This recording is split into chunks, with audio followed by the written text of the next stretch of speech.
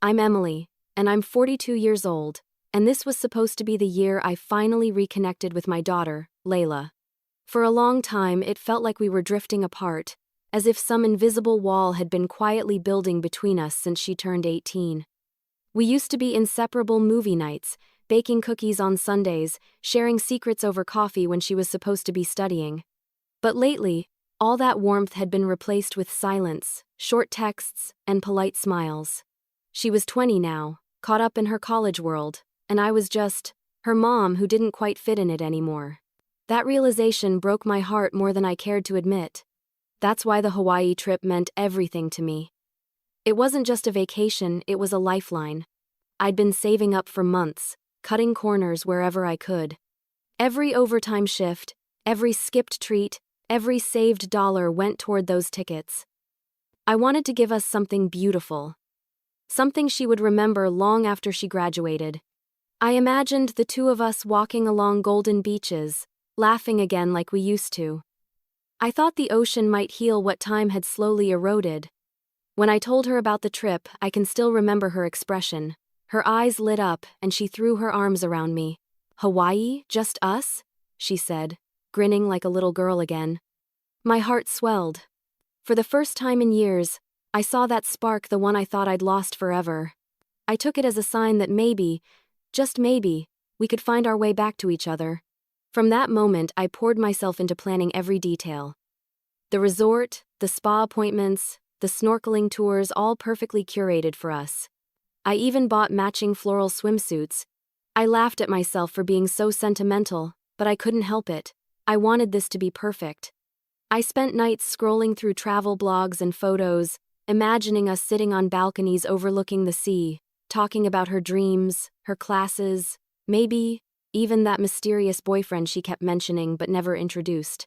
I hoped she would finally open up to me again. As the trip approached, Layla seemed excited, at least, at first. We'd talk about packing lists and excursions. She'd show me cute dresses she wanted to bring. But then, 2 days before departure, something changed. She started staying in her room more, whispering on calls, hiding her phone whenever I walked in. Her laughter, once open and carefree, turned quiet and secretive. When I asked what was going on, she brushed it off. "Just school stuff, Mom, don't worry." But her eyes told a different story. I tried to ignore it, telling myself she was just stressed. Still, that nagging feeling in my gut wouldn't leave. I wanted to trust her, but I couldn't shake the unease that crept in every time she looked away mid-conversation. The night before our flight, I walked past her door and paused. She was on the phone again, voice low. I caught fragments, something about timing and "don't worry, I've got it covered." When I stepped closer, the floor creaked, and the whispering stopped. The door opened a second later, and she stood there, phone hidden behind her back, forcing a smile. "Can I help you, Mom?" she asked, her tone polite but distant. I froze, caught between confrontation and fear of pushing her further away. I smiled weakly and said, "Just checking if you're packed." She nodded quickly. "Almost. I'll finish tomorrow." That night, I couldn't sleep. I sat in bed, staring at the ceiling, trying to convince myself that everything would be fine once we got there. Maybe I was overreacting. Maybe she really was just busy. Maybe all the distance I felt was just me imagining things. At dawn, I looked over at our packed suitcases lined neatly by the door and smiled through my anxiety. Tomorrow we'd be on a plane, heading toward paradise. Tomorrow we'd leave all this tension behind. When I peeked into Confleur Tour and when I peeked into her permanent, Layla's room one last time before bed, she was asleep, her phone beside her on the pillow. Her face looked peaceful, almost childlike. For a fleeting moment, I felt hope flood through me again. She was still my little girl, beneath all the walls and secrets. I whispered softly, "I love you, Layla," though she couldn't hear me. As I closed the door, I promised myself that this trip would fix things. I would make her laugh again.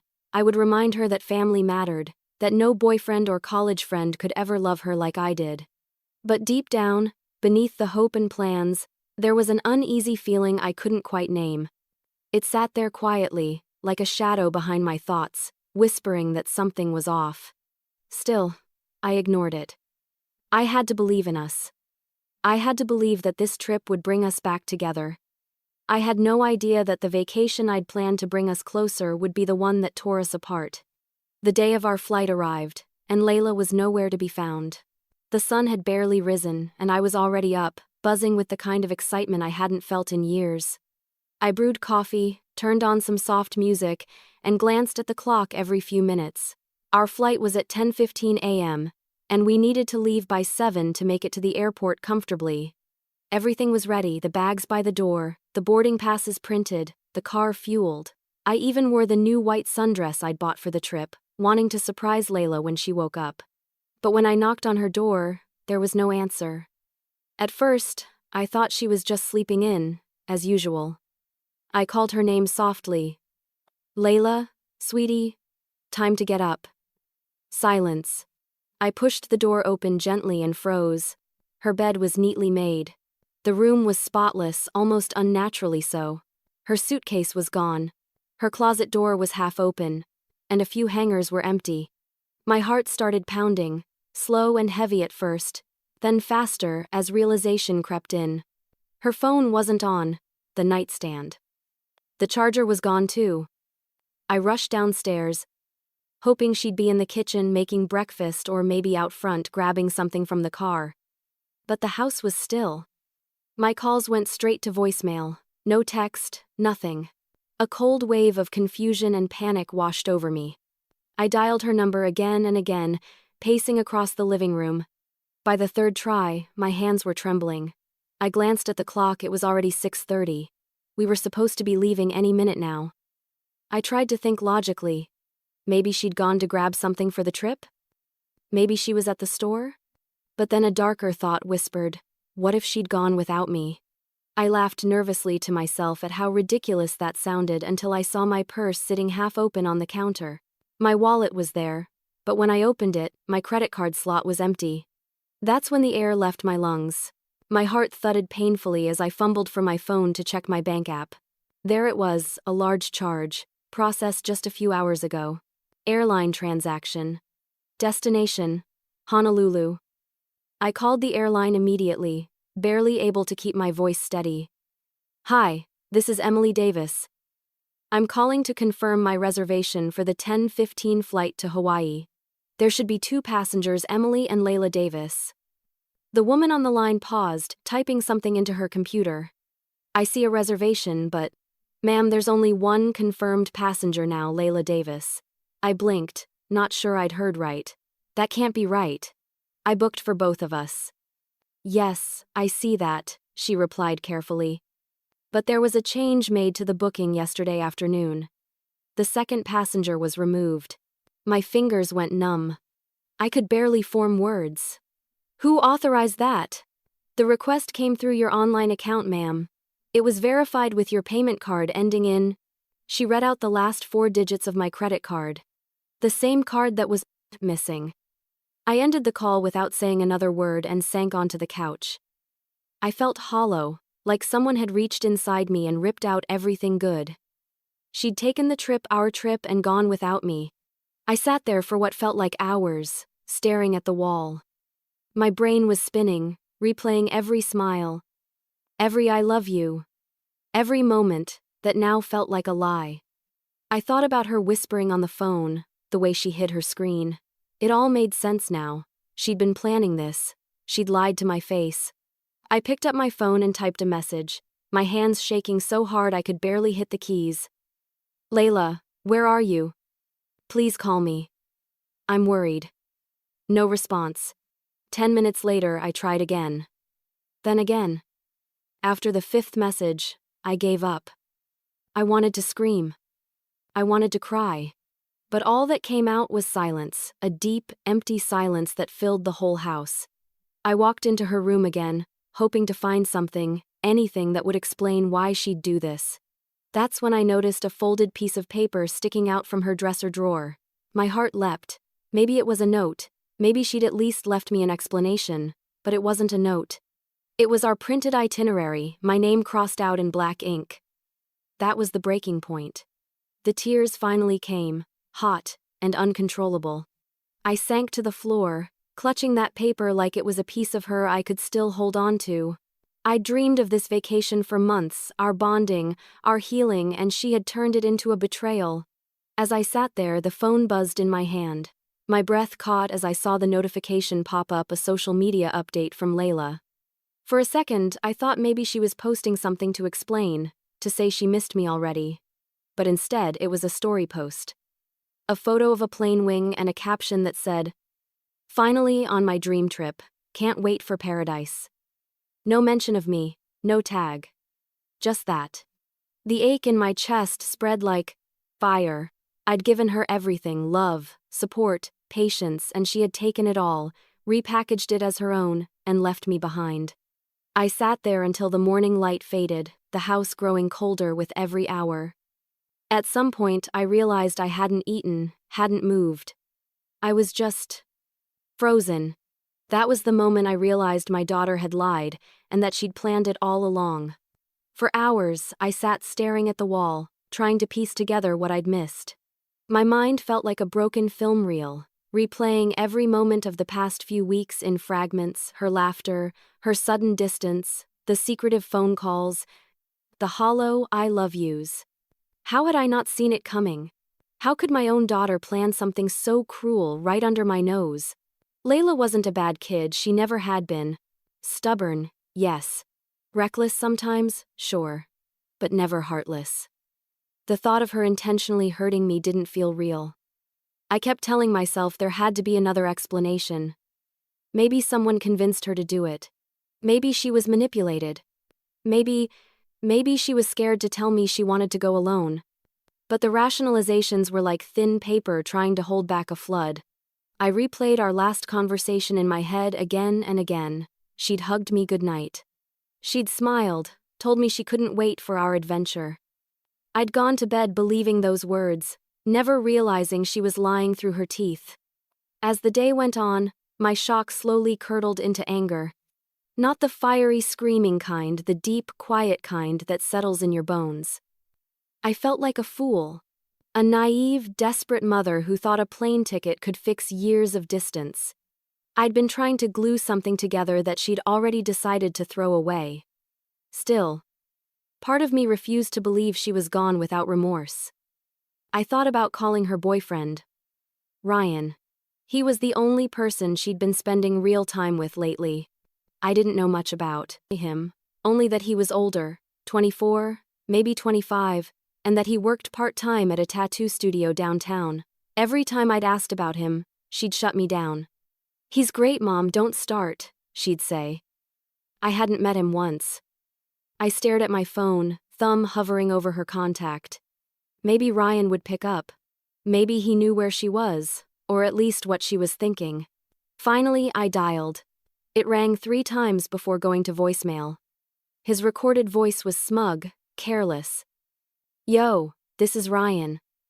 Leave it after the beep." I hung up. By late afternoon, the panic I'd felt in the morning had turned into a sick, aching exhaustion. I hadn't eaten. I hadn't showered. The house felt hollow, like a shell. Everywhere I looked, there were traces of her: the throw blanket on the couch, the half-empty coffee mug she'd left by the sink, her perfume still faint in the air. I grabbed that mug and sat with it in my hands, feeling ridiculous, as if holding something she touched could bring me answers. I wanted to understand why she'd do this. What had I done wrong? Had I been too controlling, too distant, too desperate? The phone rang suddenly, jolting me out of my thoughts. It was my sister, Rachel. She lived 2 states away, but we talked often. I told her everything, every detail, every tear. When I finally stopped talking, she sighed softly. She's 20, she said. She's testing boundaries, they all do it. This isn't testing boundaries, I snapped. My voice sharper than I intended. She stole my card. She lied. She took our trip and... My throat caught, and she left me. Rachel's voice softened. I know. But maybe she needed space. Maybe she just wanted to feel independent. You've always held her so close. Her words stung. Maybe because they were true. I'd always been protective, maybe too much so. After her father died when she was 12, I'd made it my mission to shield her from every hurt, every mistake. Maybe I'd gone too far. But still stealing from me, lying so easily? That wasn't just rebellion. That was betrayal. After Rachel hung up, I decided to do what I probably shouldn't have. I opened Layla's social media again. She'd already posted a new story. My heart raced as the image loaded.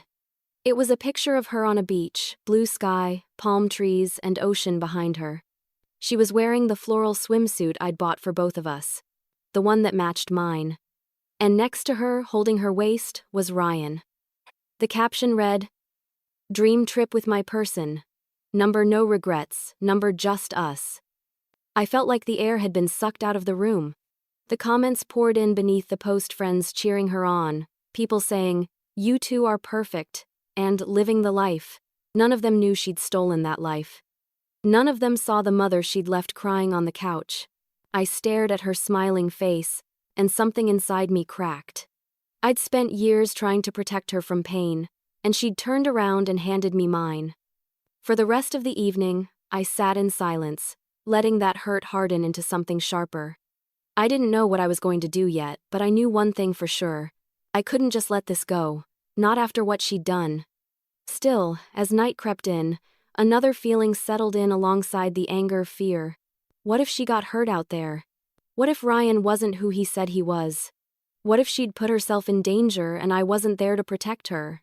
I lay in bed, staring at the ceiling, sleep nowhere in sight. The house was too quiet. Every sound, the ticking clock, the creaking floor, made the loneliness echo louder. Then, while scrolling through social media, I found a photo that made my blood run cold. It was a photo of Layla, posted on Instagram, tagged at the exact Hawaiian resort I'd booked.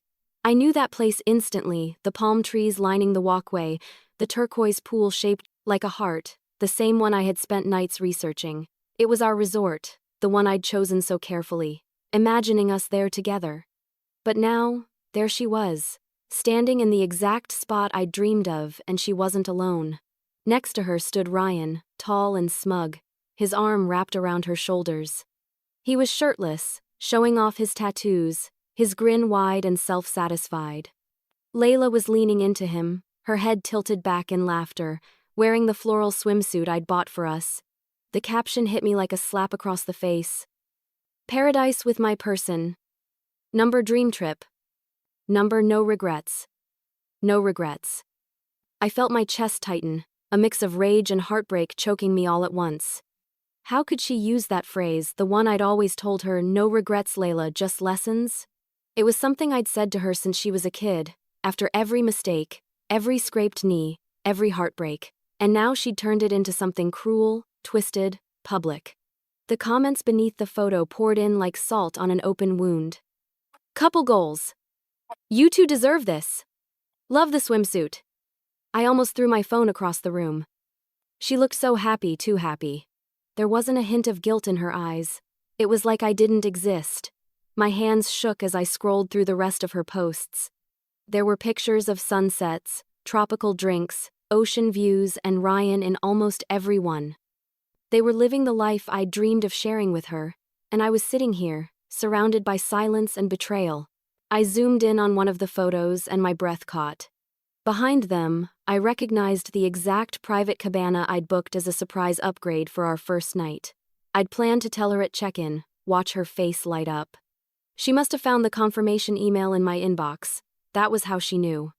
Tears blurred my vision as I whispered to the empty room, "You took everything, Layla. Everything." I spent the next few hours pacing the living room, anger rising with every step. My emotions battled inside me. One side wanted to scream, to call her and unleash every ounce of pain she'd caused. The other side, the mother in me, wanted to hold her, to ask why. But I already knew she wouldn't answer, she wouldn't pick up, she wouldn't care. At one point, I picked up my phone again, opened her number, and hovered over the call button. I wanted to yell, to demand an explanation, but what could she possibly say that would make this better? Nothing. I thought about calling Ryan instead. Maybe I could reason with him, make him understand what he'd done. But deep down, I knew he was the reason behind all of this. Layla had changed ever since he came into her life. He'd pulled her away from me, little by little, until she wasn't the same person anymore. I stared out the window at the fading evening sky, my reflection staring back at me, tired, broken, and defeated. This was supposed to be our new beginning. Instead, it felt like an ending. Around midnight, I sat down on the couch, the glow of my phone lighting up the dark room. I clicked back to her page, and that's when I saw the story she'd just posted. It was a video this time. Layla was lying on a lounge chair, sunglasses on, a drink in hand. The sound of waves played in the background. She turned the camera toward Ryan, who was laughing, and then back to herself. "Best decision ever," she said into the camera, smiling. I replayed those 3 words over and over, best decision ever. I couldn't stop crying. It wasn't just about the stolen money or the ruined trip. It was what it meant. She had chosen him over me. She had chosen deceit over love. At some point, my grief turned into something colder resolve. If she thought she could humiliate me, use my money, and walk away without consequence, she was wrong. I'd spent too long letting her mistakes slide, forgiving, excusing, coddling. But this was different. I wasn't just a hurt mother anymore. I was a woman betrayed. I walked into my office, turned on my computer, and opened my email. I still had the booking confirmation for the trip. As I skimmed through the details, I noticed something that made my pulse quicken. All the charges were still under my name. The hotel, the excursions, the spa treatments. She'd changed the names on the flight. But everything else? Still tied to me. That meant one thing: I still had control. With a few clicks, I logged into the resort's online portal using my account. Every booking, every reservation, every charge, all right there. And that's when the idea came to me, sharp and clear. If she wanted to live in paradise, she could. But paradise had a price. I wasn't going to scream or beg. I wasn't going to call and cry. I was going to teach her a lesson she would never forget.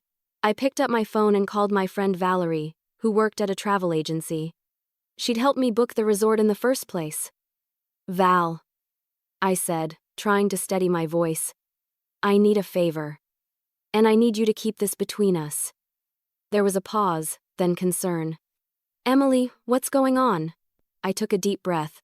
"Layla's in Hawaii, at the resort I booked. But she went without me and she took my card. I want to make sure she understands what happens when you take advantage of someone who loves you." Valerie hesitated for a moment before answering. "Tell me what you need me to do."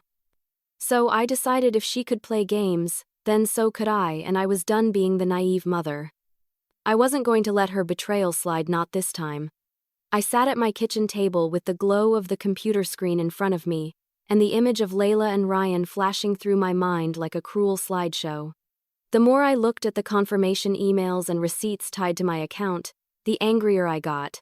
She had used my card, my identity, my trust, and then plastered her lies all over social media as if none of it mattered. I told myself this wasn't about vindictiveness. It was about boundaries and consequences. I'd protected her for 20 years. I wasn't about to let her grow up thinking theft and deceit were acceptable. I picked up the phone and called Valerie, my friend at the travel agency, voice steady even though my hands were shaking. I explained everything without sobbing into the receiver, because there was no time for theatrics. Valerie listened, then said 2 words that made me breathe easier. "I'll help." Valerie dug through the booking system with me. And within minutes, she confirmed what I already suspected: all the resort charges for rooms, spa appointments, and excursions were still linked to my name and payment method. The airline had been the only thing she'd managed to manipulate, and that only because she'd changed the passenger list at the last minute. That meant I still had leverage. Valerie suggested the practical steps. Freeze the card, contact the resort, and if necessary have charges disputed. I thanked her and logged into my bank to place a temporary freeze on the credit card. My hands hovered above the keyboard for a second. I pictured Layla sunbathing, laughing while I sat at home discovering the betrayal. Then I hit freeze. I called the resort next, pretending to be a concerned family member, and asked to speak with someone about a reservation tied to my account. I used a calm, firm voice and avoided screaming obscenities because that would have given them reason to hang up. The reservations manager was helpful, polite, concerned, annoyingly procedural. I told him my card had been used without my authorization and that I needed them to hold off any additional charges until the issue was resolved. He asked for reservation details, which I supplied, and said he would connect me to guest services to check the status of the room. While I waited on hold, I thought through every possible outcome. Part of me wanted to call Layla and demand she get on a plane and come home to face me. Part of me wanted to go to Hawaii myself and stand in that cabana, take back what was mine by force if I had to. But then a steadier voice in my head reminded me that I wasn't a villain in this story. I was a mother who needed to teach a painful lesson without destroying whatever trust might be left. When the line came back, I asked if they could try contacting the guest in the room and verify the payment. The woman on the other end said they would send someone up discreetly to confirm identity and to check that everything was okay. I hung up and felt a small measure of satisfaction. The vacation might not be canceled, but I'd put ripples into the pond of their perfect paradise. Next, I drafted a message to Layla that was short and sharp. "You used my card. Call me now." I didn't beg. I didn't plead. I wanted her to recognize the gravity of her action, to feel the discomfort her choice had caused me. I hit send and waited, watching the screen like it might reveal a secret. Minutes later, a notification popped up that the resort had tried to charge an incidental fee to the card, and the transaction had declined. My stomach did a curious flip, part anger, part relief. I called Valerie back and we discussed escalation. If the resort reported unauthorized use, they'd likely contact the local manager and possibly security. We both agreed to tread carefully. This wasn't about vengeance so much as about holding her accountable and ensuring she couldn't continue to exploit people who loved her. That evening, to cover all my bases, I called our local non-emergency police line and explained the situation. Unauthorized use of my card and a minor theft involving my daughter. The dispatcher asked if I wanted to file a report. I hesitated only a second before saying yes. It felt absurd reporting your own child, but I wanted an official record in case things escalated. The woman on the other end reassured me it was the right step, asked for details, and said someone might reach out if the resort requested law enforcement assistance. After I hung up, the frantic, burning desire to punish subsided enough to let me think more clearly. I wasn't trying to make Layla miserable. I wanted to wake her up. I'd been too soft for too long, and somehow this act of theft had become the turning point. That night, I set my phone on the counter and tried to sleep, but sleep didn't come. I pictured the two of them in the cabana I'd booked, sharing a bottle of wine I'd paid for, while I sat alone at home. Still, there was a small, perverse satisfaction in knowing I had the power to complicate their getaway. The plan I'd stitched together with Valerie wasn't cruel, it was corrective. I would cut off the payment trail, involve the resort, and, if necessary, make sure there was documentation with the police. I would not humiliate my daughter publicly, but I would not let her think she could take from me without consequence. And when the hotel finally called her room, what I heard next left me both furious and heartbroken. I was on hold, listening to the faint buzz of the resort line, when Layla picked up. My heart did a strange flutter, part hope, part dread, because I wanted her to be ashamed, to beg, to explain. The operator's voice came through, polite and professional. "Hello, this is guest services at Pacific Isle Resort. We're calling regarding an authorization on your account." Layla's voice answered, bright at first, then flat when she heard the reason for the call. "Yes?" she said. The woman explained gently that an incidental charge had been attempted and the authorization declined. For a moment, she sounded confused and then annoyed. "That's impossible," she snapped, a defensiveness in her tone that made my stomach twist. "My mom paid for this." The operator, returning to her script, asked if she could confirm the cardholder's name and details. I pressed my hands against the kitchen counter, nails digging into wood, as I listened to our daughter politely lie. When the resort agent asked if I, the cardholder, could be reached for verification, a strange, reckless idea seized me. The line was open, the resort had connected me, and Layla had no idea I was the one listening. I cleared my throat softly and, using a calm voice I almost didn't recognize as my own, said, "This is Emily. I'm the cardholder." A silence fell on the other end of the line, heavy enough to taste. I heard her breath hitch. I heard the faint rustle of the sheets or a towel. "Mom?" she whispered, as if coated in guilt and incredulity. "What are you doing?" I let the accusation hang there long enough to be sharp. "I should be asking you the same thing," I said, each word measured. The resort agent continued her questions, verification details, last 4 digits, while Layla's voice grew smaller, more fragile. She tried to speak over the agent, to claim some feeble excuse about a mix-up, about a friend who'd helped her check in, about how it was all supposed to be fine. Her tone was slippery, rehearsed. I could hear a faint laugh in the background and the clink of glass. Someone else was there with her. My chest tightened when Layla said, "Ryan said it would be okay. He handled it." Hearing his name made something cold and sharp move through me. She tried to turn to the agent, throat tighter now, voice pleading, but the agent's formality kept her from glossing over the facts.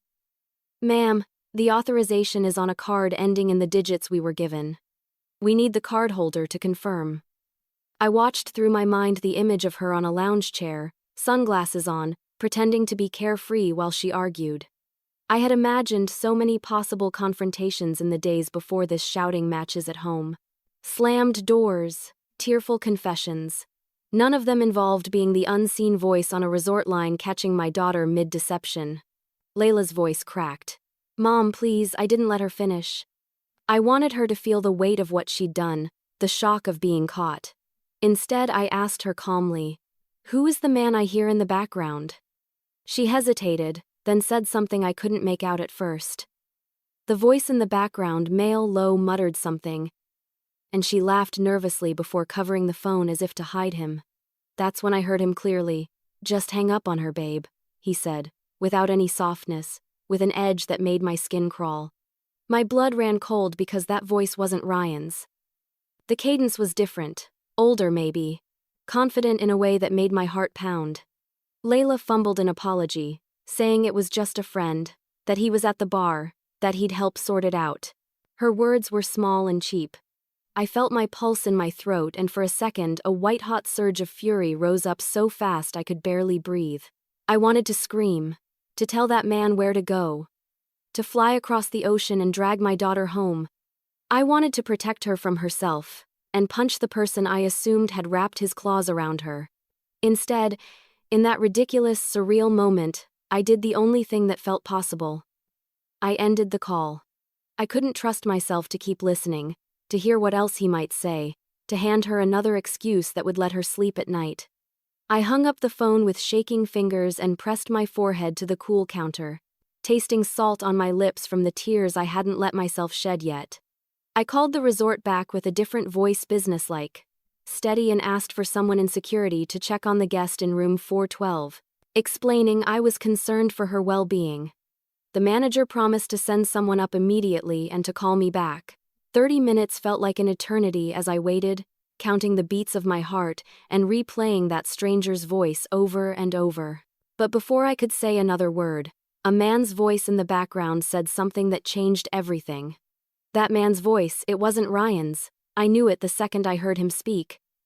Ryan's tone was lighter, almost boyish when he'd been on speaker at our house months ago. But this man? His voice was deeper, rougher, older. There was no trace of concern in it, just irritation, as if I'd interrupted something important. The way he said, "Hang up on her, babe," made my stomach twist with unease. For a few seconds after hanging up, I just stood there frozen, staring at my reflection in the dark window. My mind refused to settle. Who was that man? Why was he in her room? And where was Ryan? I told myself maybe I was overreacting, maybe Ryan just sounded different on the phone. But deep down, I knew. A mother knows. Something wasn't right. I grabbed my phone again and scrolled through Layla's latest photos, zooming in on every little detail like I could solve a mystery from pixels. The last few pictures had been posted that morning: beach shots, a cocktail, a new outfit. Ryan was in the first few, smiling beside her. But the last one was different. It was a selfie. Just Layla. No Ryan, no smile either. Her eyes were swollen, and her expression was tense, forced. My heart sank. That wasn't vacation joy, that was fear disguised as confidence. I picked up the phone and called the resort again.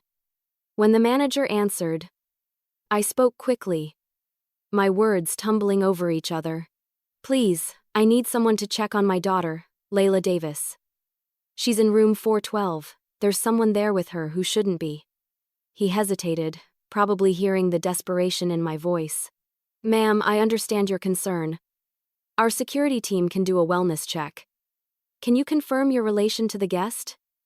I'm her mother, I said, trying to steady my breath. Please, she's only 20. She might be in danger. He promised to send someone immediately. I thanked him and hung up, my hand trembling as I set the phone down. I walked in circles around my kitchen, waiting for the call back. I could feel my pulse in my temples, every minute stretching into an eternity. 5 minutes. 10. 20. I couldn't take it anymore. I called again. This time, the woman who answered told me they'd gone to the room but hadn't gotten an answer. They knocked multiple times, she said carefully. There was movement inside, but no one responded. Security will return shortly with hotel management to gain access. That word access made my heart leap. Something was wrong. I sat at the kitchen table, gripping my phone so tightly that my knuckles went white. I prayed she was safe. I prayed this was just a misunderstanding. But the truth was already sitting heavy in my chest. She wasn't with Ryan anymore, and whoever she was with now wasn't someone I trusted. Images flooded my mind, Layla crying, Layla trapped, Layla alone in a strange hotel room with a man I'd never met. My breathing grew shallow. I hadn't protected her. I'd been so busy trying to teach her a lesson that I'd left her defenseless. I thought about calling Valerie again but stopped myself. I didn't want sympathy. I wanted answers. I needed to know my daughter was alive and safe. Finally, after what felt like forever, my phone rang. I nearly dropped it as I answered. Mrs. Davis? It was the same manager. His tone was careful, cautious. Security entered the room. My heart stopped. And there was a man there. He wasn't on the guest list. He appeared intoxicated and became aggressive when asked to leave. I covered my mouth, fighting back tears. Is my daughter okay? She's shaken, he said, his voice softening. She was crying. We've separated them, and we've contacted local authorities for safety reasons. She's being checked by our on-site medical team right now. The room spun.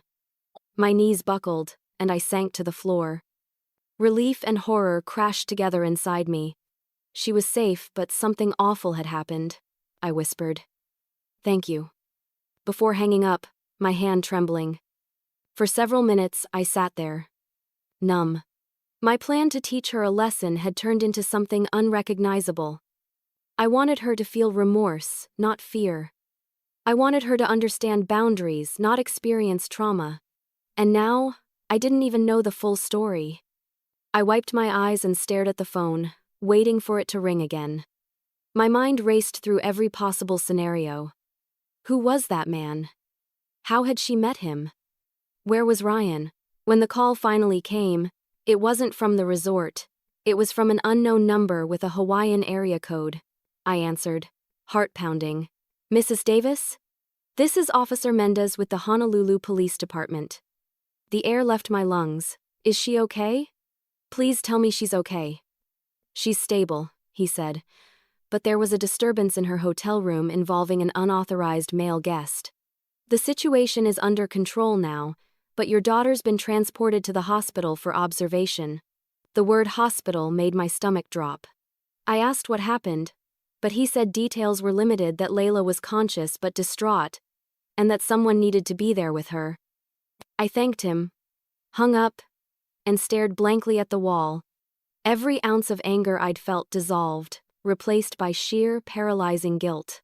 I'd wanted to wake her up to consequences, to make her see the danger of her choices, but instead, she'd ended up exactly where I'd feared most, in a stranger's room, crying, frightened, and hurt.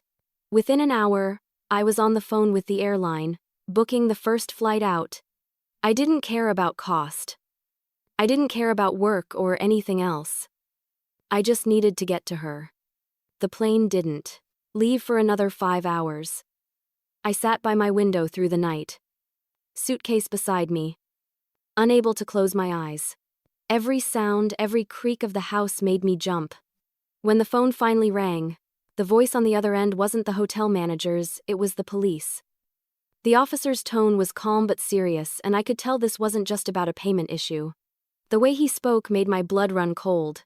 "Mrs. Davis," he said, "your daughter was found unconscious in her hotel room. She's stable now, but we're taking her to Queen's Medical Center for observation." For a second, I couldn't speak. The words didn't register: unconscious, hospital, observation. They felt detached, unreal, like lines from someone else's nightmare. "Unconscious?" I whispered. What happened to her?" "There was an altercation," he said. "The hotel staff reported a disturbance between your daughter and an unregistered male guest. When our officers arrived, she appeared to have fainted. We're still gathering information, but she's awake now." I couldn't breathe. My knees gave out, and I sank into a chair. My voice trembled as I asked, "Was she hurt?" "No visible injuries," he replied, "but she was shaken, and we want to make sure she's physically okay." The man involved was taken into custody for questioning. The man, not Ryan, not boyfriend. Just the man. I gripped the edge of the table until my knuckles turned white.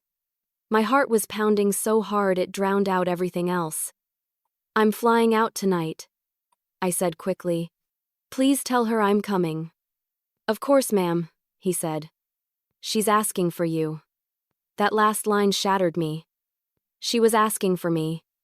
After everything, the lies, the theft, the betrayal, she still wanted me. My throat tightened, and tears spilled down my cheeks before I could stop them.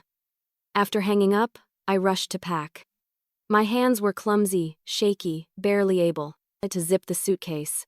I kept muttering to myself, "She's okay, she's okay, she's okay," like a prayer I didn't quite believe. On the way to the airport, the guilt hit me in waves so strong I could barely breathe. This was my fault. If I hadn't interfered, if I hadn't frozen the payments, called the resort, or tried to teach her a lesson, maybe things wouldn't have escalated. Maybe she wouldn't have been alone, panicking, desperate. Every worst-case scenario flooded my mind. What if she'd been drinking? What if that man had hurt her? What if my phone call, my stupid need to prove a point, had pushed her over the edge? I barely remember checking in at the airport. The flight itself felt endless. Every sound of the plane engine made my stomach twist tighter. I didn't watch a movie or read. I just stared at the clouds, wondering how everything had gone so wrong. At one point, I opened Layla's social media again. Her account had gone silent, no new posts, no updates, no comments. The last story she'd posted was still there. A smiling photo of her drink, a beach in the background, the words, "Living the dream." The irony cut through me like glass. When the plane landed in Honolulu, it was barely dawn. I rushed through baggage claim and caught a cab straight to the hospital. My heart was pounding so loudly I could hear it in my ears. The cab driver tried to make small talk, but I couldn't respond. My voice felt trapped behind a wall of guilt and fear. The hospital lobby was sterile, cold, full of the sound of beeping machines and tired nurses. When I reached the front desk and gave Layla's name, the nurse smiled gently. "She's awake," she said. "Room 317, she's been asking if her mom is coming." I almost ran down the hallway, tears streaming down my face. When I finally opened the door, I froze. Layla was sitting up in the hospital bed, pale but conscious. Her eyes met mine, red, swollen, full of tears. She looked small, fragile, like the little girl who used to crawl into my bed during thunderstorms. For a long moment, neither of us spoke. Then she whispered, "Mom?" That single word broke something inside me. I rushed to her, grabbed her hand and held it to my chest. "I'm here, baby. I'm here," I said, my voice shaking. She burst into tears, sobbing so hard her shoulders trembled. I stroked her hair, whispering the same words again and again. "You're safe now, you're safe." After a while, she pulled back, wiping her cheeks. "I'm so sorry," she said between sobs. "I didn't mean for any of this to happen. I just wanted." Her voice cracked, and she couldn't finish. I shook my head gently. "Shh. We'll talk later. Just rest. Okay?" But the truth was, I needed to know. I needed to understand how my daughter had gone from paradise to a hospital bed in less than 2 days. A doctor entered a few minutes later, checking her vitals and explaining that Layla had suffered a panic attack, a severe one. Dehydration and alcohol had made it worse. "She was found unconscious but came to quickly," he explained. "She's lucky she was found when she was." I thanked him, but my eyes stayed locked on Layla. The pieces were starting to form a picture, one more complicated than I'd expected. She hadn't just been careless or rebellious, something deeper had gone wrong. When the doctor left, Layla whispered, "Mom, please don't hate me." I squeezed her hand tighter. "I don't hate you, I never could." Her eyes filled with tears again. "Then please don't leave." My own voice cracked. "I'm not going anywhere." As I sat beside her bed holding her hand, the guilt pressed down harder than ever. I had wanted to teach her responsibility, but I'd ended up pushing her to a breaking point. All the plans, all the lessons, all the boundaries, none of it mattered now. The only thing that mattered was that my daughter was alive. When I finally reached the hospital, I wasn't ready for what my daughter told me. Layla's eyes were puffy and red, her voice barely a whisper when I walked into the hospital room. She looked fragile, smaller somehow, like the confident young woman who'd strutted into adulthood had been stripped away overnight. Her hair was tangled, her skin pale against the stark white sheets. When she saw me, her lips quivered, and tears welled instantly. "Mom," she croaked, her voice cracking. "I'm so sorry." Those 3 words hit me like a punch to the chest. I hadn't heard her call me Mom like that, raw, desperate, childlike, in years. Before I could respond, she reached for my hand. I grabbed it, my own fingers trembling. "It's okay," I whispered, even though it wasn't. "Nothing about this was okay." She shook her head violently. "No, it's not. I need to tell you everything." I sat beside her, my heart pounding, afraid of what I was about to hear. Layla took a deep breath, wiping her tears with the back of her hand. "Ryan, he's the reason I left," she began. "He told me you'd never understand. He said if I told you I wanted to go on my own, you'd find a way to stop me." I wanted to argue, to tell her that wasn't true, but deep down, I wasn't sure it was a lie. Maybe I would have stopped her. "He said it could be our trip," she continued. "He promised to pay you back. He said he'd handle the booking, that it was no big deal. But when the time came, he panicked and told me to use your card. He said you'd never notice if we put it back before you checked." I swallowed hard. "And you believed him?" Tears streamed down her face. I wanted to believe him. I didn't think you'd ever forgive me for lying. So I kept telling myself it was temporary. Just until we got there. But then, she looked down, shame written all over her face. "He changed. He wasn't who I thought he was." My stomach twisted. "What do you mean?" Her voice dropped to a whisper. "The first 2 days were perfect. He was sweet, funny, romantic. Then he started getting angry over stupid things like if I didn't post enough pictures of us, or if I talked to other people at the resort. He said I embarrassed him when I mentioned I missed you. He called me ungrateful." I felt my throat tighten. "Then he started drinking," she continued. "He'd disappear for hours, come back smelling like rum. I didn't want to fight, so I stayed quiet. But last night," her voice cracked again. "Last night he took my wallet and said he needed to borrow money for something. When I said no, he called me names, things I don't even want to repeat. I tried to call you, but I was scared you'd yell at me." I reached for her hand again. "You should have called me, sweetheart. I don't care what you did." "I would have come." She nodded weakly, tears streaming down her cheeks. "I know that now. I was just so ashamed. I wanted to hate Ryan, to see him in handcuffs, to make him pay for every tear falling down her face. But mostly, I hated myself. I'd been so consumed with punishing her that I hadn't seen how much she needed help. Layla took another deep breath. After he left the room last night, I found out he'd taken my phone too. I couldn't call anyone. That's when I started panicking. I went downstairs to ask the front desk for help. But the guy there, he must have thought I was drunk or something, told me to come back when I'd calmed down. I went back to my room and started crying. That's when some other man I don't even know who showed up outside my door. He said Ryan told him to check on me. My chest went cold. The man I heard on the phone? She nodded. Yes. He said his name was Kyle. He wasn't supposed to be there. He started drinking in the room, saying he wanted to cheer me up. I told him to leave, but he wouldn't. He got angry when I kept asking him to go. I don't even remember what happened next. Everything after that is a blur.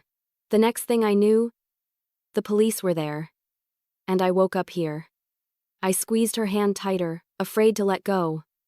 "Oh, honey," I whispered, feeling the tears burn in my eyes. "I didn't mean for any of this to happen," she sobbed. "I just wanted to have fun. I wanted to feel like an adult for once. I didn't think it would end like this." I ran my fingers through her hair gently. "You made a mistake. But that doesn't mean you deserved what happened to you. You're safe now. That's all that matters." She shook her head. "You don't understand, Mom. I betrayed you. I lied. I stole. I hurt you."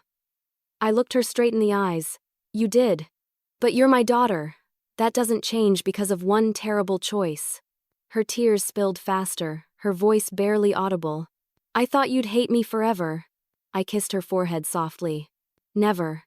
There's nothing you could do to make me stop loving you."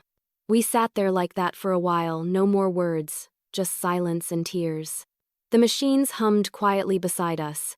I could feel her heartbeat through my palm, fragile but steady. I wanted to believe everything would be okay, but deep down, I knew the damage between us ran deeper than either of us wanted to admit.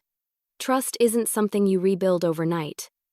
Still, I also knew this. No matter how broken things were, I wasn't giving up on her. Not now. Not ever. But even as I held her hand, I couldn't ignore the truth. Trust between us was broken, and I wasn't sure it could ever be repaired. As I sat beside her hospital bed, I started to see my reflection in her choices. The soft beeping of the heart monitor echoed in the quiet room, a reminder that she was here, alive, breathing, and that was what mattered most. But as I watched Layla sleeping, her hand still, loosely holding mine, I couldn't escape the truth that had been clawing its way to the surface since I'd arrived.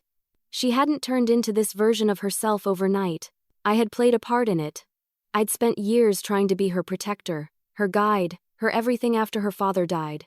I wanted to keep her safe from every mistake I'd made in my youth. But somewhere along the way, protection had turned into control. I'd made decisions for her, chosen her schools, filtered her friends, even monitored her online habits until she was old enough to fight back. I'd told myself it was love, but what if it had been fear all along? Fear of losing her. Fear of being alone. I brushed a loose strand of hair off her forehead and whispered, "I'm sorry, baby." It wasn't loud enough for her to hear, but maybe it didn't matter. The apology was as much for me as it was for her. When she woke a few hours later, her voice was hoarse. "How long have you been sitting there?" "All night," I admitted, managing a small smile. "You didn't have to," she started, but I cut her off gently. "Yes, I did." She looked at me, her eyes glossy. "You're mad at me, aren't you?" I wanted to say yes. I wanted to tell her how furious I'd been, how betrayed I'd felt, but the anger had burned itself out somewhere between the plane ride and this hospital chair. What was left wasn't rage, it was guilt. Deep, aching guilt. I said honestly, but not anymore. Her lips quivered. "Then what are you?" "Heartbroken," I said softly. "And scared. Scared of what could have happened. Scared that I didn't do enough to protect you, but also scared that maybe I did too much." She furrowed her brow, confused. "What do you mean?" I sighed. "I wanted so badly for you to have a perfect life, to avoid pain, that I never really let you make your own mistakes. Maybe if I'd trusted you more, you wouldn't have needed to lie to me." Her eyes widened, as if the thought had never occurred to her. Mom, I didn't lie because I wanted to. She hesitated, choosing her words carefully. I felt like no matter what I did, it would never be good enough. You wanted everything to be perfect, and I didn't know how to tell you that I'm not perfect. That broke me. Every wall I'd built, every justification I'd clung to, it all crumbled in that moment. I realized I hadn't been fighting her. I'd been fighting my own fear of failure. I'd wanted to fix her because I couldn't fix the past. Tears blurred my vision. You don't have to be perfect, Layla. You just have to be honest. I know that now, she said, her voice cracking. But with Ryan, I felt like I could breathe. He didn't judge me. He made me feel free. Free? I repeated, the word bitter on my tongue. She nodded. Until he didn't. At first it was fun, spontaneous. But then it got dark, and I didn't know how to get out. I thought if I made him happy, he'd stop getting angry. I was stupid. I shook my head. You weren't stupid. You were manipulated. There's a difference. Her eyes filled again. You always told me to be careful with people. But I thought you were just being overprotective. I was, I admitted. But what he did, this isn't your fault. We sat in silence for a moment, the weight of everything unsaid hanging between us. Finally I said what had been gnawing at me all night. Layla, I froze the payments. I'm the reason the resort called your room. She blinked, surprised. What? I wanted to scare you. To make you realize what you'd done. I thought if the charges didn't go through, you'd call me in a panic, and we'd talk. I didn't think it would go this far. I didn't know you were in danger. For a moment, she didn't respond. I braced myself for anger. But instead, she just sighed. I guess we both messed up, huh? A small, sad laugh escaped me. Yeah, I guess we did. I don't blame you, she added softly.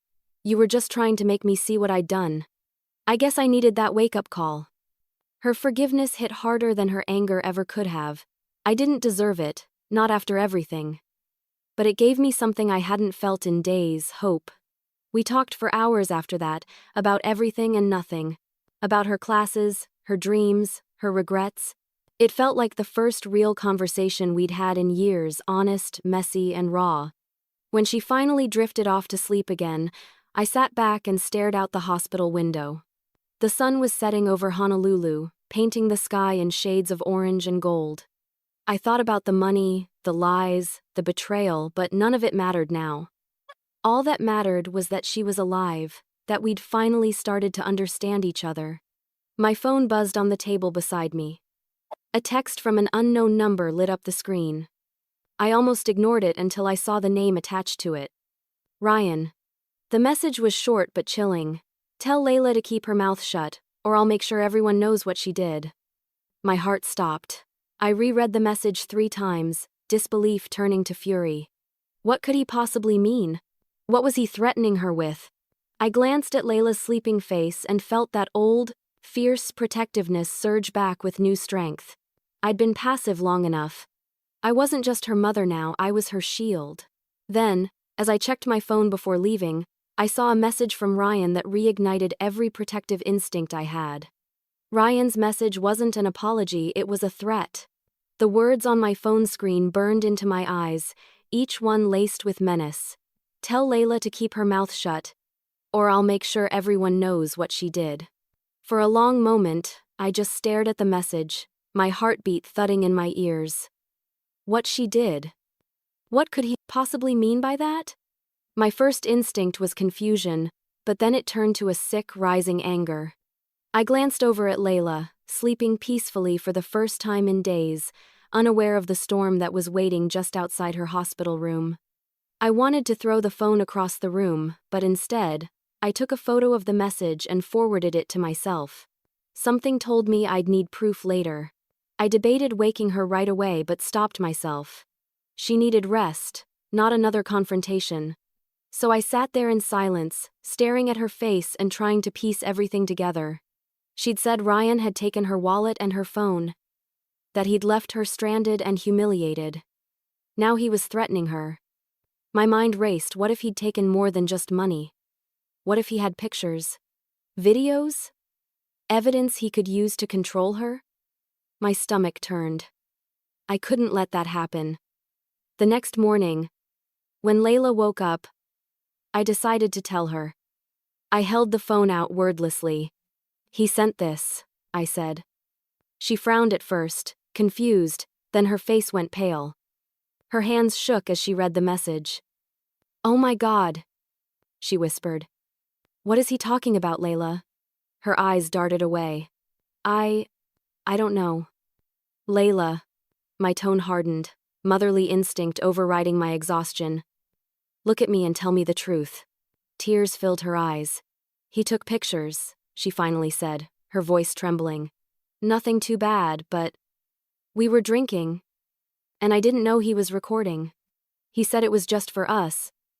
But after we fought, he said he'd post them if I ever told anyone what he did." For a moment, I couldn't breathe. I felt physically sick, every muscle tightening with rage. "He recorded you without your consent?" She nodded, wiping her face. "I swear I didn't know. I was stupid, Mom. I trusted him. He said he loved me. I thought he meant it." I stood up, pacing the room. "You didn't do anything wrong, Layla. He did. This is blackmail. It's illegal." "But what if he actually posts them?" she cried. "Everyone will see.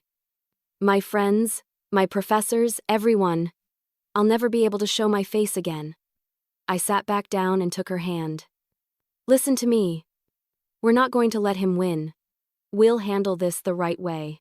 I didn't tell her that I was shaking inside, that I wanted to hunt him down and tear those images from his hands myself. Instead, I took a deep breath and started planning.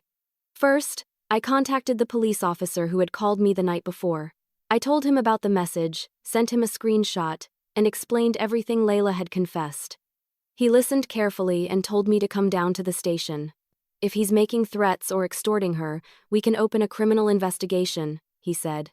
Within an hour, I was sitting across from Detective Mendez at the Honolulu Police Department. He reviewed the messages, asked for more details about Ryan, and assured me that digital evidence could be traced.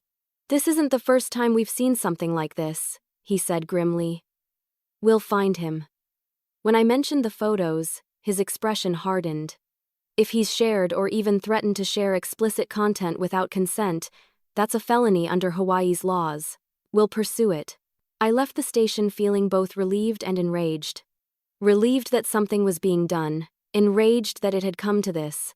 My daughter, my bright, trusting, reckless girl, had fallen into the hands of someone who saw her as nothing more than a pawn. Back at the hospital, I found Layla sitting up, scrolling through her phone with shaking hands. "I blocked him," she said. "But he's using fake accounts now. He keeps sending messages, different numbers every time." I gently took the phone from her. "Let me handle it." One of the messages read, "You'll regret this." Another said, "Your mom can't protect you forever."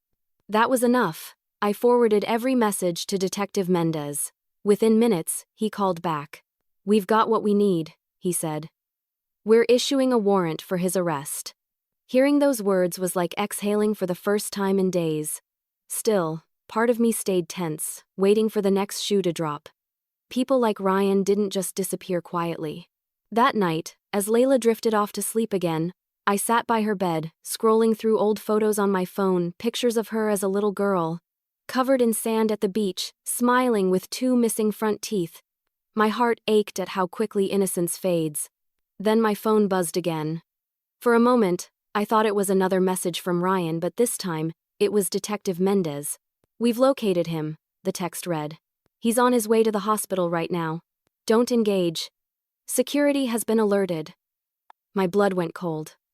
I looked toward the door, my body tensing. Layla stirred, sensing my unease. "What's wrong?" I forced my voice to stay calm. "Nothing, honey, just rest."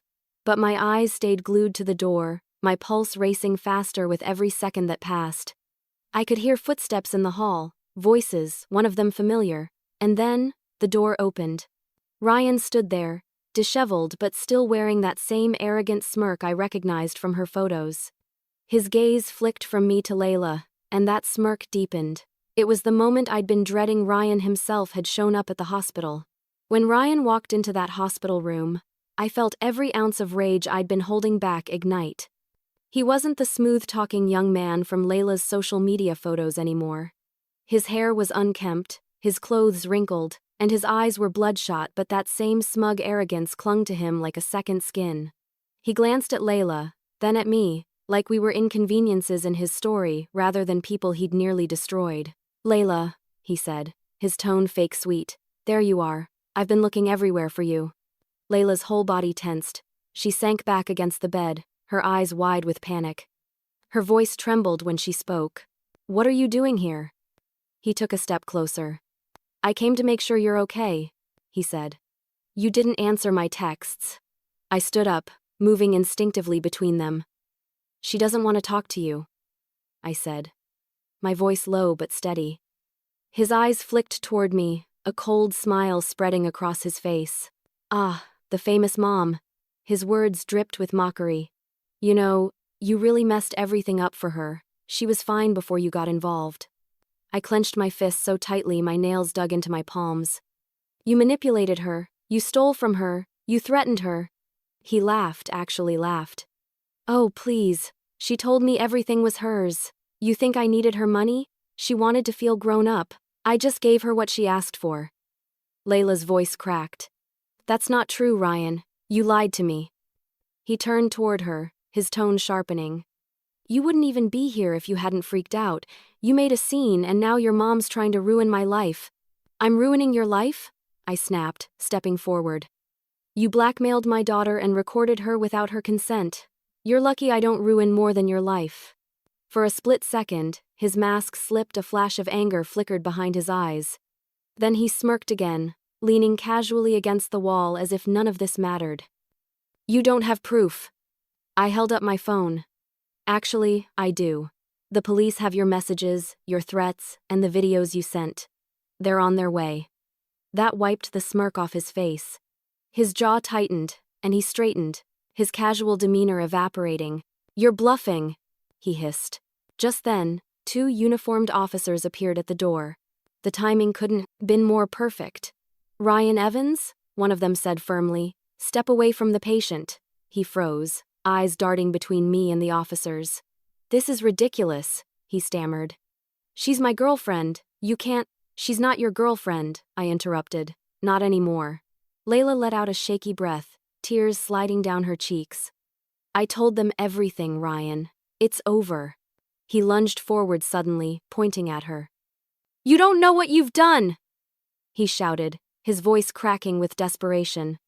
The officers grabbed him immediately, forcing his arms behind his back as he struggled. "You think you can just ruin people's lives?" he yelled, his voice echoing through the hallway. "You're both crazy. You'll regret this." But his words didn't scare me. They only fueled the fierce calm that had replaced my fear. I watched as they dragged him out, his voice growing smaller with each step. Layla sobbed quietly, her body trembling. When the door finally closed, I turned back to her. I could see the mixture of fear and relief in her eyes. "It's over," I said softly, sitting back down beside her. "He can't hurt you anymore." She buried her face in her hands. "I thought he loved me," she whispered. "I really believed him." I rubbed her back gently. "He wanted control, not love. There's a difference, and you're not the first person he's done this to." Her head snapped up. "What do you mean?" "The detective told me," I said. "They've been investigating him for months. He's done this to other women, convincing them to pay for things, isolating them, recording them. You're not his first victim, Layla, but you're going to be one of the last." She nodded slowly, tears still streaming down her face. "I feel so stupid." I shook my head. "You're not stupid. You're human. You trusted the wrong person. It happens to more people than you think." She looked at me, for a long time. Her voice barely a whisper. "How can I ever trust anyone again?" I took her hand and held it tightly. "You start with yourself," I said. "You learn from this, you grow from it, and you promise yourself never to let anyone make you feel small again." We sat there in silence, the tension in the air slowly fading. For the first time since this nightmare began, I felt like we were finally on the same side again, two women scarred by the same storm, holding each other steady in the wreckage. Later, one of the officers returned to give me an update. Ryan had been taken into custody without further incident. They'd found his phone, which contained not just the messages to Layla, but similar ones to at least 3 other women. The officer assured me he'd be facing serious charges. When he left, Layla whispered, "Thank you, Mom, for believing me, for not giving up." I smiled through my tears. That's what mothers do. We may get angry, we may make mistakes, but we never stop fighting for our children. She reached for my hand again, squeezing it tight. "I'm so sorry I lied to you," she said. "I never wanted to hurt you." I brushed a tear from her cheek. "We've both said things we regret, but right now, the only thing that matters is that we're here together." She nodded, her breathing slowing as exhaustion began to take over. Within minutes, she was asleep again, her face finally peaceful. I sat there, listening to the rhythmic sound of her breathing, the hum of machines, the soft buzz of fluorescent lights overhead. For the first time in weeks, I felt something like peace. It wasn't full forgiveness, not yet, but it was a start. Still, the damage between me and Layla wasn't something any arrest could fix. Weeks passed, and Layla and I were back home, both trying to heal in our own ways. The quiet of our house felt heavier now, as if every wall carried the echo of what we'd been through. The hospital stay had lasted only a few days, but the emotional recovery stretched on like an open road with no clear end in sight. For the first time in my life, I didn't try to rush the process. I didn't fill the silence with chatter or demand apologies. We were both learning to breathe again, separately and together. Layla moved back into her old room temporarily. She told me she couldn't handle going back to her apartment just yet. It reminded her too much of him. I didn't argue. I helped her unpack, washed her sheets, and pretended not to notice when she stayed in bed until noon. Healing has its own rhythm, and I knew forcing her to move faster would only reopen wounds. Therapy became our new routine. Every Tuesday afternoon, we sat in a softly lit room that smelled faintly of lavender while Dr. Patel, a gentle, even-voiced woman, helped us peel back years of hurt we'd both been ignoring. I went at first because I thought Layla needed it. But it didn't take long to realize I needed it too. For years, I'd lived in survival mode, clinging so tightly to my role as a mother that I'd forgotten how to just be Emily. In those sessions, I admitted things I'd never said out loud. That I'd smothered her because I was terrified of losing her. That I'd confused control with love. That I'd been parenting from fear ever since her father died. Layla cried when she heard that. She reached across the couch one afternoon, took my hand, and said, "I think I understand you now." That simple sentence undid me. Our relationship didn't magically become perfect overnight. We still fought sometimes about chores, about her plans, about how often she'd check in, but the tone was different now. There was honesty in our arguments instead of avoidance.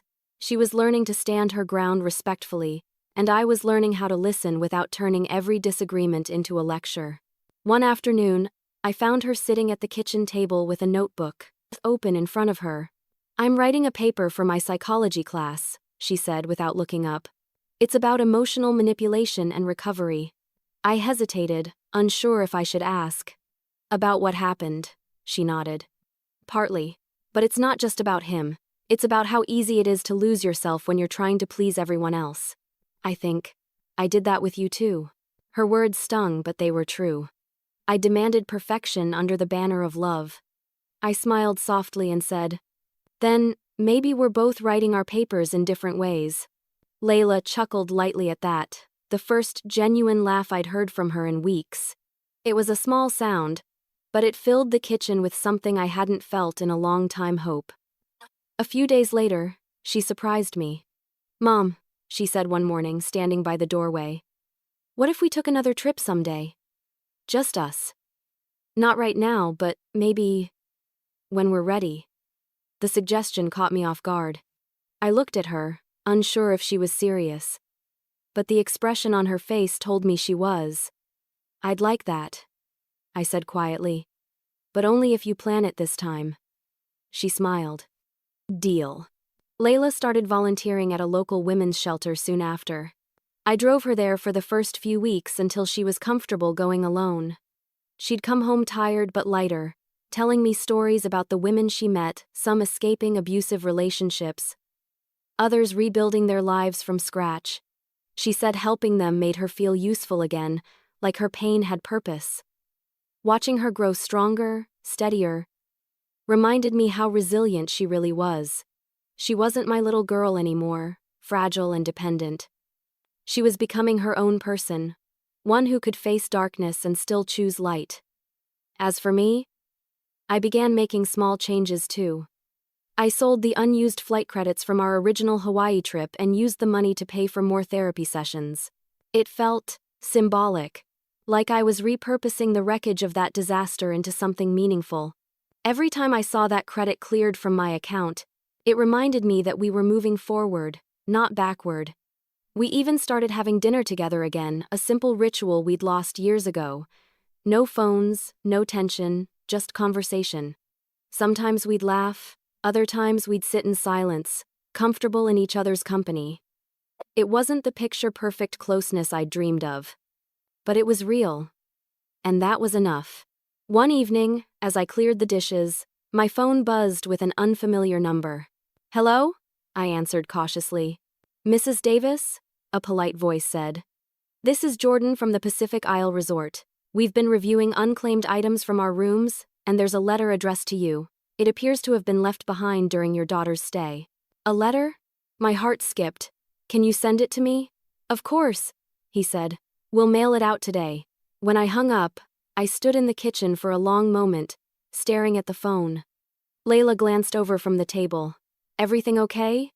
"Yeah," I said slowly. "Just something from the resort." She looked curious, but didn't press. I didn't mention it again that night, but my mind wouldn't let it go. What letter? When did she write it? Why didn't she tell me about it? For the first time since everything had happened, I felt the past creeping back in, not as a threat, but as unfinished business. Maybe it was something small, maybe something important, but I knew one thing for sure. I had to read it. But one unexpected phone call from the resort reminded me that some wounds take longer to heal. The resort manager called to inform me that a forgotten letter had been found in our original suite. I remember the way his voice sounded warm, apologetic, almost hesitant, as if he knew that what he was about to say might stir something fragile. "It was tucked behind one of the drawers," he explained. "It's addressed to you, in your daughter's handwriting. Would you like us to send it?" My throat tightened, and I could barely get the words out. "Yes, please. Send it right away." For the next few days, I found myself waiting by the mailbox like I used to wait for Layla to come home after curfew. Every morning, I'd make a cup of coffee, step onto the porch, and check, hoping that small envelope would appear. When it finally did, it felt lighter than I expected, but somehow heavier in meaning. The return address read, Pacific Isle Resort, Room 412. My fingers trembled as I held it, the paper soft and sun-warmed from its journey. I sat at the kitchen table, the same table where I'd planned our dream trip, the same one where I'd cried after she left and just stared at it for a long time. I wasn't sure if I was ready to know what it said. A part of me feared it would reopen everything I'd worked so hard to mend. But another part knew this was the final piece of our story, the one I needed to understand everything that had happened. When I finally unfolded the paper, I saw her handwriting loopy, slightly uneven, the same way it had looked when she was 12 and writing notes to her friends. At the top, in bold letters, she'd written, "For Mom." The first line made my breath catch. "If you're reading this, it means I probably chickened out of giving it to you in person." I smiled sadly, tears already forming. That sounded like her. She went on, "I wanted this trip to be special for us. I know we've been distant lately, and it's mostly my fault. I've been angry without really knowing why. I think I just didn't want to feel like a kid anymore, but every time you tried to help, I felt smaller. I know you were only trying to love me, and I pushed you away anyway." I pressed my hand against my chest, feeling the ache swell there. "You've done everything for me, Mom. You've given up so much, and I've acted like it didn't matter. But it does. I notice it more than I ever say. I wanted this trip to be our chance to start over, to be friends again, not just mother and daughter. I don't know if I'll ever be able to say that out loud, so I'm writing it here. By then, my tears were falling freely, dotting the paper like rain. I could see it so clearly now, her standing in that hotel room, pen in hand, before everything fell apart. Writing words she didn't know I would only read after it was too late to fix what had gone wrong. The next paragraph nearly broke me. Sometimes I feel like I'm not enough for you. Like no matter what I do, I'll always be that little girl who can't live up to your expectations. But I also know that's not fair to you, because you've never stopped trying. You've loved me even when I didn't deserve it. I just hope someday I can be the kind of woman you are, strong, stubborn, and brave, even when it hurts. I let out a sob that had been trapped in me for weeks. All the anger, all the guilt, all the resentment, it washed away, leaving only a raw, aching love. She had written this before the lies, before Ryan, before the pain. Somewhere inside her she had still wanted me. She had still loved me. The letter ended with a line that I'll never forget. If something goes wrong, please remember this. I love you. Always. No matter what mistakes I make. You're my home, Mom. I folded the letter back carefully, my hands trembling, and pressed it against my heart. I sat there for what felt like hours, staring at the sunlight filtering through the window. Realizing that sometimes life doesn't give you perfect resolutions, it gives you reminders. Quiet, unexpected moments that tell you love was always there, even when everything else fell apart. When Layla came home from her therapy session that afternoon, I handed her the letter. "The resort sent this," I said softly. Her eyes widened. I forgot all about that. I was going to give it to you the first night there." "I know," I said, smiling faintly. "And now I finally got to read it." She hesitated. "Was it bad?" I shook my head. "No, sweetheart, it was beautiful." Her eyes filled with tears. "You're not mad anymore?" I reached out and pulled her into a hug. "No, I'm just grateful I still get to hold you." We stayed like that for a long time, the silence between us finally feeling safe again. Not empty, just full of everything we didn't need to say anymore. Later that evening, I framed the letter and placed it on the mantel. Right beside a picture of us from years ago, Layla. Missing a front tooth. And me. Sunburned and laughing. It felt right to keep them together, both reminders of how far we'd come and how much we'd almost lost. Sometimes I still think about that trip, the one that never happened the way it was supposed to. I used to wish I could erase it, rewrite it into something softer. But now, I see it differently. That trip broke us open, yes. But it also forced the truth into the light. It made us face ourselves and each other. Now, whenever I see the ocean, I don't think about betrayal or pain. I think about the two of us standing at the edge of something vast and terrifying, learning how to forgive, how to start again. Because sometimes, it takes one painful phone call to remind you what truly matters and who you're willing to forgive.